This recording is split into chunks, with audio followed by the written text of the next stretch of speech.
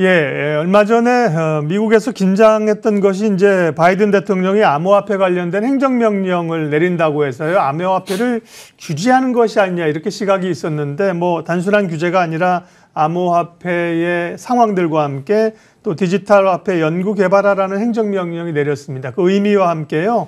현금 자동 지급기 사업을 국내에서 하는 한네트를 집중 분석합니다. RIFA 이재준 대표님 그리고 정경민 변리사님 두 분 오셨어요. 어서 오십시오. 네. 이재준 대표님 말씀드린 것처럼 그 바이든 대통령의 행정명령 때문에 상당히 그 암호화폐 투자자들은 긴장을 했었는데요. 그 내용부터 좀 팩트 체크해 주세요. 네. 이 암호화폐 관련돼서 그 국가 중에 북한, 이란, 러시아 등이 이제 암호화폐를 통해 가지고 좀 제재 회피 등을 좀 하려고 했었습니다. 네. 그러다 보니까 이 미국에서는 이러한 부분으로 규제가 있었었는데 이 지난 3월 10일에 그 바이든 정부에서 친화적인 암호화폐에 대한 행정명령을 서명했다라는 이제 뉴스 언론 보도가 나왔죠. 결국은 이 보도 자체는 이 규제보다는 이제 관리에서 이제 관리로 선회했다라는 좀 의미로 보시면 좋을 것 같습니다. 디지털 자산 정책 관련해서 포괄적 가상화폐 연구 보고서가 이제 6개월 후에 나올 것으로 현재 예정하고 있는데 결국은 이 정부기관에서 암호화폐 관련해서 소비자 보호하고 그다음에 투자자 금융기관의 위험성, 그다음에 암호화폐 접근성에 대한 부분들을 연구 보고서를 통해 이 결과가 나올 것으로 현재 보고 있습니다. 현재 이 암호화폐 관련돼서 미국에서도 디지털화에 대한 혁신이 있기 때문에 디지털 달러에 대한 도입이 될 가능성도 있어 보이고요. 과거 암호화폐 규모가 5년 전에 140억 달러 규모였는데 지난해 11월 기준으로 봤을 때 3조 달러가 넘었습니다. 그만큼 암호화폐 사업을 하는 기업들도 많아지고 그다음에 그 안에서도 이 인력들도 계속 많아짐에 따라서 미국인이나 전 글로벌 자체를 봤을 때 암호화폐가 점차적으로 좀 상용화되는 부분들이 있는 것 같다라고 좀 볼 수 있을 것 같고요.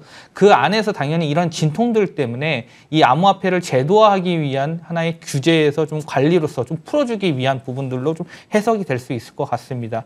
이후에서도 최근에 이 가상자산 규제안에 대한 데 의결이 됐는데 이 가상자산에 대해서 계속 때리는 부분들이 아니라 맞춤형으로 좀 규제를 하자, 어느 정도 또 풀어주자 이러는 부분들이 있기 때문에 점차적으로 제도화가 되면서 좀 안정화가 될 것으로 좀 기대를 하고 있다라고 보시면 좋을 것 같습니다. 네.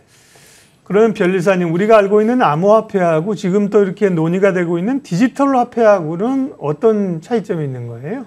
네, 뭐 디지털 화폐는 디지털 방식으로 사용되는 유형의 화폐고요.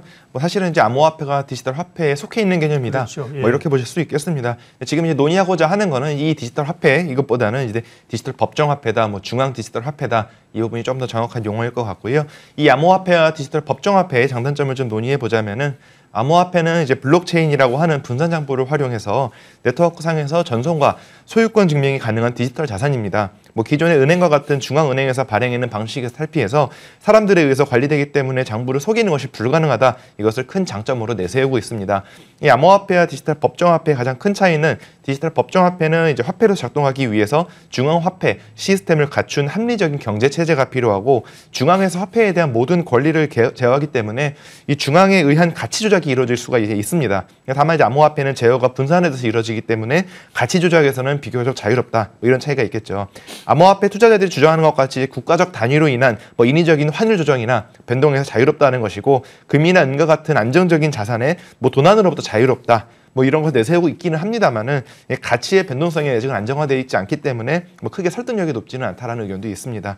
뭐 지금도 이제 어느 정도는 이제 현금보다는 이제 화폐가 많이 디지털화되어 있지 않습니까? 그래서 이제 큰 의미는 없지 않을까 하지만 디지털 법정화폐가 좀 더 활성화된다는 의미는 더 적극적으로 이 실물인 화폐를 없애겠다 뭐 이런 의미라고 보시면 되겠습니다. 그래서 ATM기나 시중은행 영업장들이 더 줄어들게 되겠죠. 이 중앙은행이 시중은행을 거치지 않고 디지털 화폐를 이제 발행해서 운영화 될 수 있기 때문에 이체나 이제 거래 등 속도가 빨라지게 되고 자금 이동에 따른 프로세스가 줄어서 뭐 그에 따른 이제 부수 비용, 처리 비용도 감소하게 됩니다. 외환 거래도 보다 편리하게 됐다는 장점이 있겠고요. 자금 흐름과 관련된 어떤 개인 정보가 드러나기 때문에 돈 세탁과 같은 범죄를 잡아낼 수 있다는 장점이 있는 반면 개인 정보 보호에 따른 이슈가 생길 수 있다는 문제가 있겠습니다. 네. 중앙은행이 영어로 센트럴 뱅크 아닙니까? CBDC 이렇게 얘기하는 건데요. 디지털 화폐가. 그러면 이재준 대표님, 우리나라에서는 디지털 화폐에 대한 논의가 어느 정도 진행이 되고 있는지, 그다음에 새 정부 출범하면서 그에 따른 또 규제 완화에 대한 기대감도 좀 있는 것 같습니다. 네, 그렇습니다. 일단 지난 정부에서도 디지털 화폐에 대한 당근과 채찍 정책들이 같이 좀 혼조해서 나왔었습니다. 근데 결국은 가상화폐 시장이 어느 정도 이 생태계가 만들어지고 있는 상황에서 이 신정부에서도 현재 이 디지털 블록체인 암호화폐 산업에 대해서 이 산업 진흥과 소비자 보호를 위해서 정책 수립에 적극 협조하기로 했다고 나왔습니다. 암호화폐 투자 수익의 5천만 원까지는 완전 비과세를 하겠다. 그리고 디지털 자산의 기본법 제정을 하겠다. 그리고 국내 자산 공개 ICO를 허용하겠다. 대체 불가능한 토큰인 NFT 활성화를 통해서 신개념 디지털 자산 시장을 육성하겠다. 그리고 부당거래 수익도 환수하겠다. 결국은 이 디지털 화폐가 제도화를 되기 위해서 이 하나의 지금 현재 과정이라고 보시면 좋을 것 같고요. 이 신정부 출범을 앞두고 이 윤석열 정부에서도 결국은 가상자산 시장에 대한 활성화 기대는 계속 유지가 될 것으로 현재 상황 보고 있습니다. 네. 디지털 화폐, 가상자산 관련해서 기업 얘기하겠습니다. 오늘 저희가 주목하는 기업은 한네트인데요. 변리사님, 한네트는 어떤 회사예요? 한네트는 이제 한국컴퓨터의 VAN 사업부로 출발해서 네. 국내 최초로 점에 현금 인출기를 설치하고 24시간 서비스를 제공해왔던 업체입니다. 금융권이 진출하지 않은 지하철, 편의점 등 공공장소를 중심으로 설치가 되었고요. 1997년 별도 법인으로 설립이 되었습니다. 이 점의 CD를 이용한 예금 인출, 현금 서비스, 티켓 예매, 판매 대행 서비스를 하고 있습니다. 네. 우리가 가상 암호화폐 그리고 디지털 화폐 얘기하고 있는 건데, 이거 지금 암호화폐나 디지털은 다 이제 그야말로 이제 디지털에서 실물이 아닌 곳에서 이루어지잖아요. 우리가 얘기하는 이 한네트하고는 어떤 관계가 있는 거예요? 뭐 현금 인출기 사업을 하는 한네트와 이번 바이든이 뭐 한 디지털 법정화폐 개발 검토는 사실 저는 이제 연관성이 크지는 않다고 생각을 합니다. 네. 억지로 이제 연관성을 만들어 주자면은 이제 한네트는 이제 은행에 저축해둔 돈을 이제 ATM이라고 하는 장치를 매개로 현금 인출을 하는 이제 VN 사업을 해왔기 때문에 뭐 현금의 흐름과 뭐 관리를 디지털화해서 뭐 네트워크를 구축해두었다. 뭐 실무 장치와 상관없이 구축해둔 네트워크를 활용할 수 있다라면은 뭐 연관성이 있지 않을까라고 얘기해 볼 수는 있겠지만, 인터넷 뱅킹이 굉장히 활성화되어 있는 우리나라 실정에서는 이 한네트와 디지털 법정화폐는 연관성이 굉장히 낮다라고 볼 수 있겠습니다. 네. 그럼에도 불구하고 이제 뭐 암호화폐나 디지털 화폐 관련주로 이제 분류가 되는 거고요. 관련된 뭐 여러 회사에서도 사업을 모색을 하고 있겠죠. 그래서 보는 겁니다. 이재준 대표님, 한네트 실적은 어때요? 네, 한네트 실적을 좀 살펴보면은 네. 연간 기준으로 봤었을 때 2018년부터 20년까지는 270억에서 240억 사이 정도로 매출이 발생을 했습니다. 네. 영업이익도 14억에서 20억으로 큰 매출이나 이익을 발생하는 회사는 아닙니다. 매출 형태를 살펴봤을 때 3분기 분기 보고서를 좀 살펴봤을 때는 VN 사업이 56.4%의 매출 비율을 좀 현재 갖고 있고요. CMS 사업은 42.5%, 임대 사업이 1.1%입니다.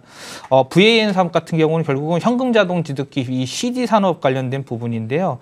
이 결국 은행권 사업자 같은 경우에는 전체점의 현금 자동 지급기 시장을 주도하고 있는데, 그중에 이 한네트 같은 경우에는 비은행권 자동화기기, 우리가 시중에서 볼 수 있는 편의점이나 이런 휴게소, 대형 유통점 같은 데 보면 한네트라고 이제 기업에서 그 비은행권 자동화기기가 있죠. 관련해서 그 장소를 중심으로 해가지고 현재 현금 자동화 지급기 설치를 함으로써 이 관련해서 매출이 발생한다라고 좀 보시면 좋을 것 같고요. 결국 이 CD나 VAN 사업 같은 경우에는 민간 소비에 영향이 큽니다. 민간 소비가 만약에 위축이 된다고 하면은, 경기가 좋지 않다면은 결국 실적에도 좋지 않은 부분들이 있고요. 최근 감독기관에서 이 금융권 수수료 인하 관련된 부분들이 이슈가 있었거든요. 그런 부분으로 인해 가지고 이용 실적이 감소함에 따라 수수료 수입도 줄어드는 부분들이 발생을 했다라고 보시면 좋을 것 같습니다. CMA 쪽 관련된 CMS 사업 관련돼서는 백화점이나 할인점 쪽 아울렛 등의 유가증권 거래가 많은 사업장에서 무인정상기나 판매나 또는 유지보수 관련된 부분에서 매출이 발생하고 있고요. 3분기 기준으로 했을 때 약 42.5%의 매출 비중을 보유하고 있다라고 보시면 됩니다. 결국 한네트의 매출 부분들은 다 수수료 실적 기반으로 해서 현재 상황이 발생하고 있고요. 전반적으로 봤을 때는 뭐 큰 성장이 나타나지 않는 상태에서 기존에 시중에 깔아놨던 부분들로 해가지고 수수료가 지금 발생을 해서 한 200억대의 매출이 현재 나타나고 있다라고 보시면 좋을 것 같습니다. 네. 한네트를 살펴보고 있습니다. 실제로 디지털 화폐랑 어떻게 보면 디지털 화폐 활성화되게 되면 현장에서 돈 찾는 수요는 줄어들 수 있어요. 그럼에도 불구하고 관련주로 이제 묶이고 우리가 파악을 하는 겁니다. 정경민 변호사님, 특허 현황은 어떤 체크해주세요? 총 3건 검색이 됩니다. 네. 그중에 한 건은 거절 결정이 되었고 한 건은 소멸되었고요. 한 건이 등록돼서 유지 중인데 유지 중인 특허는 이제 무인 포스 시스템에 관련된 것입니다. 자동으로 상품을 거래해서 이제 뭐 하는 장치에 대한 내용인데요. 뭐 돈을 입금하고 상품을 받은 다음에 뭐 부족한 뭐 초과된 부분에 대해서 잔돈을 거슬러주는 뭐 그런 내용을 특허로 지금 보호를 하고 있습니다. 그래서 특허는 이제 많이 있지는 않고요. 그 다음에 다른 어떤 권리가 있는지 검색을 좀 해봤더니 디자인권이 몇 개 검색이 됩니다. 무인 포스기 관련된 어떤 그 자동 발매기의 외관에 대해서 디자인권을 현재 3건 유지 중에 있습니다. 따라서 물품의 외관을 보호하기 위한 것이지 뭐 디지털 화폐랑은 크게 상관없이 현물 거래, 현금 인축에 관련된 기기 장치를 보호하고 있는 것으로 확인이 되고 있습니다. 그래서 이제 암호화 화폐 관련돼서 현재 지금 특허 출원 동향에 대해서도 간단히 살펴봤는데요. 현재 지금 출원 수는 최근에 상당히 많이 늘어난 상태이고 그 중에서도 이제 한국과 미국에서 상당히 꾸준하게 출원 활동을 보이고 있는 것으로 확인이 되고 있습니다. 키워드별로 이제 미국은 전체 출원에서 49%, 한국이 44% 일차지를 하고 있습니다. 키워드 관련돼서 암호화폐 관련돼서 이제 주요 출원인 동향을 살펴보자면은 탑 10의 출원인들이 이제 한국과 미국 기업들로 이제 주를 이루고 있습니다. 뭐 비즈 모델 라인, 인포뱅크, 디지털 골드 익스체인지가 다 출원을 하고 있습니다. 네. 뭐 그러니까 특허라고 하는 게 어떤 뭐 IT 최신 기술을 가지고 하는 게 아니어서 특허도 이렇게 제한적입니다. 그럼에도 불구하고 주가는 상당히 이 변동성은 있지만 또 오를 때 강하게 오르면서 기대감들은 있는 상황이에요. 네, 수급하고요. 주가 체크할게요, 이 대표님. 네. 수급적인 흐름을 봤었을 때 3개월 누적 수급으로 봤었을 때는 개인과 외국인은 매도 포지션이 우위에 있고 기관은 매수 포지션이 우위에 있습니다. 그러나 일단 최근 들어서 이 외국인에서 프로그램 매도세가 계속해서 좀 나타나고 있다는 측면이 있는데 주가적인 측면에서 프로그램 매도세가 나타나는 그 주가의 현재 상황에서 봤을 때 11,000원 구간에서는 조금 외국인이 좀 팔자 흐름으로 프로그램 매도세가 좀 나타나는 현상이 있습니다. 이 회사 같은 경우에는 현재 어제 기준으로 봤을 때 시총이 한 1,100억 원대 정도가 나오고 있는데 네. 매출은 200억 원대, 영업이익은 한 10억에서 20억 사이입니다. 그런 경우를 봤을 때는 밸류에 대한 부분들은 좀 부담이 될 수 있겠죠. 주가 수준에서 봤을 때는. 다만 지금 현재 주가가 움직이는 부분들 변동성은 결국은 이 테마 관련된 부분, 그 신정 정책 관련 테마 이런 부분들로 좀 이제 움직이고 있다라고 보시면 좋을 것 같고요. 만약에 이 접근을 하게 된다면은 11,000원 선에선 저항 구간이 있습니다. 매물대가 두텁기 때문에 일단 현재 구간에서는 좀 관망하는 부분들이 좋을 것 같고요. 오히려 박스권 하단 부분에서 추세가 좀 올라가고 있는 부분이 있습니다. 그래서 한 8,000원에서 9,000원 부분 사이에는 한번 접근할 수 있는 부분들이 있지 않을까라고 볼 수 있을 것 같습니다. 결국 실적에 대한 부분들로 실적 모멘텀으로 이 회사를 투자를 하는 것보다는 테마적인 성격으로 좀 트레이딩 관점으로 현재 접근하는 것이 좋을 것 같다라는 의견을 드리도록 하겠습니다. 네.